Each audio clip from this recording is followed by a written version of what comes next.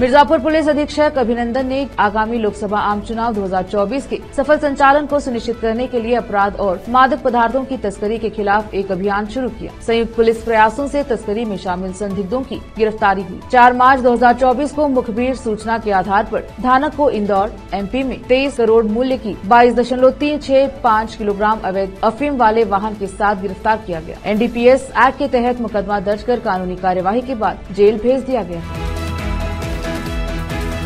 आज India alliance ने बुंदेलखंड में ओलावृष्टि से किसानों को हुए नुकसान का मुआवजा दिलाने की मांग को लेकर ज्ञापन सौंपा। उत्तर प्रदेश के झांसी में भारी बारिश और ओलावृष्टि से फसलों को काफी नुकसान हुआ है, जिससे किसान परेशान हैं। वे अपने नुकसान के लिए मुआवजे की मांग कर रहे हैं। लगातार प्रतिकूल मौसम के कारण बुंदेलखंड क्षेत्र में किसानों की पहले से ही खराब स्थिति और खराब हो गई है। घायल किसानों और पशुओं के लिए स्वास्थ्य देखभाल सहित राहत उपाय प्रदान करने में मुआवजे और सहायता के लिए सरकार से अनुरोध किया गया है। भविष्य में होने वाले नुकसान को कम करने के लिए तत्काल कृषि अनुसंधान और फसल पैटर्न में बदलाव की मांग की जा रही है। आपके साथ न्याय हो।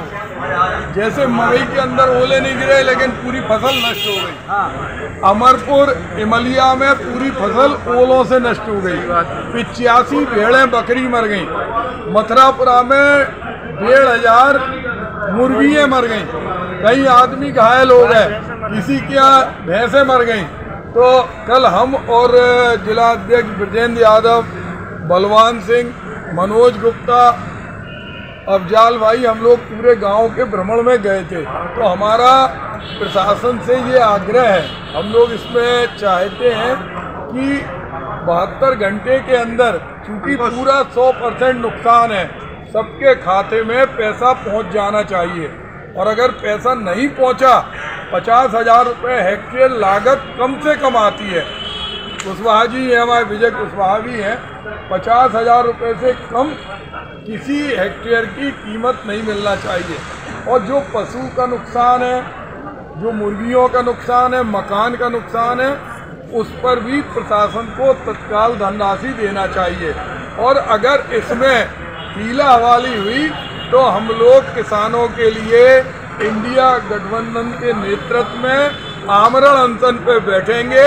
और आपके घर पर अगर प्रशासन और ये सरकार ने ये सब मुआवजा नहीं पहुंचाया तो चाहे हम लोगों को झोली फैलाना पड़ी, आपके घर हम मदद पहुंचाने का काम। किसान विरोधी ये सरकार नहीं चलेगी, नहीं चलेगी। किसान विरोधी ये सरकार नहीं चलेगी, नहीं चलेगी। इंडिया गठबंधन जिंदाबाद, जिंदाबाद।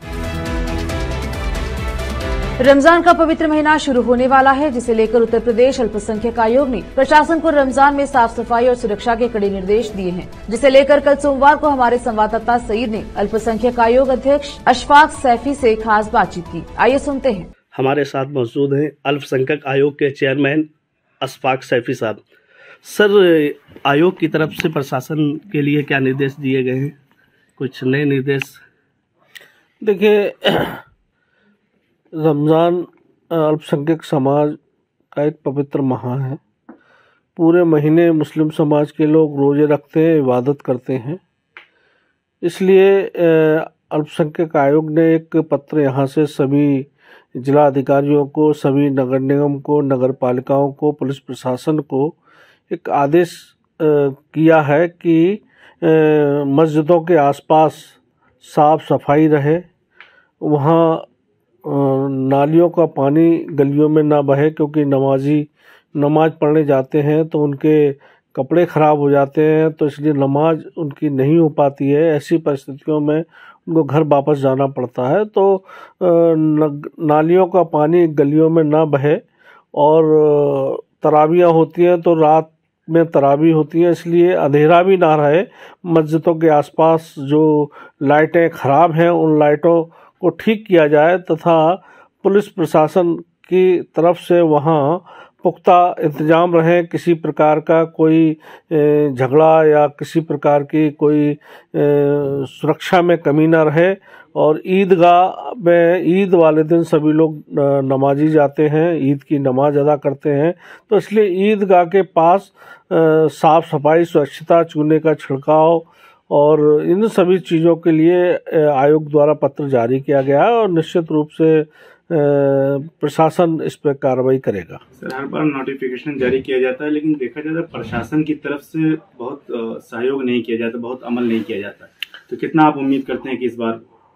नहीं, देखिए, ऐसा अगर कोई विशेष पॉइंट है जहाँ जहाँ हम लोगों को कोई विशेष शिकायत मिलती है, उसको हम अलग से भी भेजते हैं, उस पर तत्काल कार्रवाई होती है और प्रशासन वहाँ अपना काम करता है। साफ सफाई, चूना छिड़काव, बिजली, पानी, ये सब मूलभूत सुविधाएं हैं। यहाँ तक कि जो सड़कों में गड्ढे हैं, उन गड्ढों में, गलियों में गड्ढे हैं, तो उनका पेच वर्क भी होना चाहिए। इन सभी विषयों को लेकर प्रशासन को हमने यहाँ से पत्र जारी किया, प्रमुख सचिव साहब को। आज नारी शक्ति वदन यात्रा का शुभारंभ भाजपा महिला मोर्चा की जिलाध्यक्ष प्रिंकल सिंह रघुवंशी की अध्यक्षता में किया गया। अम्बेडकर नगर भाजपा महिला मोर्चा की अध्यक्ष ने कहा कि प्रधानमंत्री का संकल्प नारी शक्ति को मजबूत करना है। नारी शक्ति वंदन यात्रा में बड़ी संख्या में महिलाएं मौजूद रही। कमलेश यादव विधानसभा प्रभारी महिला मोर्चा मौजूद रही। मुख्यमंत्री योगी आदित्यनाथ की सरकार के दूसरे कार्यकाल का पहला कैबिनेट विस्तार हो गया है। आज राज्यपाल आनंदीबेन पटेल ने 4 नेताओं को मंत्री पद की शपथ दिलाई। मंत्री पद की शपथ लेने वालों में सुहेल देव भारतीय समाज पार्टी के राष्ट्रीय अध्यक्ष, ओम प्रकाश राजभर भाजपा विधान परिषद सदस्य, दारा सिंह चौहान राष्ट्रीय लोकदल के विधायक, अनिल कुमार और भाजपा के साहिबाबाद से विधायक सुनील शर्मा ने मंत्री पद की शपथ ली। यूपी कांग्रेस प्रमुख अजय राय ने आज मीडिया से बात करते हुए कहा, बीजेपी का वोट बैंक खिसक रहा है और इसीलिए वे ओम प्रकाश राजभर, दारा सिंह चौहान को याद कर रहे हैं और आरएलडी को तोड़ने की कोशिश कर रहे हैं। इससे पता चलता है कि यूपी में उनकी स्थिति खराब हो रही है। आज मंगलवार को सपा अध्यक्ष अखिलेश यादव ने बेरोजगार और पेपर लीक से प्रताड़ित युवाओं को शपथ दिलाई। उन्होंने सोशल मीडिया साइट पर कहा कि हम बेरोजगार, पेपर लीक से प्रताड़ित, नौकरी के लिए भटक रहे युवा अपने भविष्य को बचाने के लिए ये शपथ लेते हैं कि हम ऐसे दलों को ही वोट देंगे जिनका लक्ष्य नौकरी रोजगार देना है। साथ ही ये भी शपथ लेते हैं कि हम सक्रिय होकर अपने परिवार और आसपास के मतदाताओं को सौहार्दपूर्ण सकारात्मक राजनीति के लिए जागरूक करेंगे। वह आगामी लोकसभा चुनाव में संविधान में विश्वास करने वाले दलों को जिताने के लिए समाज से खुलकर अपील करेंगे। हम इस नारे को हर परिवार, हर युवक, युवती तक पहुंचाने की भी शपथ लेते हैं। भाजपा हटाओ नौकरी पाओ।